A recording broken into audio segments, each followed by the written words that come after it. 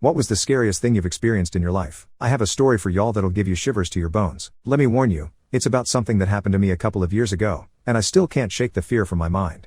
It was a regular Thursday afternoon, and I was coming back home from work. I live in an apartment complex on the outskirts of the city, and it's usually pretty quiet around here. But, as I was getting out of my car, I noticed a strange-looking man walking towards me. He had a sinister aura around him, and his eyes looked empty, like there was no soul behind them. I tried not to think much about it and made my way to the elevator. But as I pressed the button, I noticed that the man was following me, like his eyes were glued to the back of my head. I started to feel uneasy, but I didn't want to show him that. As the elevator door opened, I made my way inside, and he followed. We were both heading to the same floor, and I remember feeling my heart beating faster in my chest. When we reached my floor, I quickly ran out of the elevator and made my way towards my door. But before I could turn the key, he grabbed me from behind and put his hand over my mouth so that I couldn't scream. I struggled against his grip, but it was too strong. He then cut a hole in my blouse with a knife and ripped it apart. I was so scared, and I didn't know what to do. But then something snapped inside of me, and I decided that I wasn't going to be his victim. I kicked and screamed and somehow managed to break away from him. I ran towards my neighbor's apartment, and thankfully, they were home. I told them everything that had happened, and they helped me call the cops. The police arrived quickly, and they searched the area, but the man was long gone.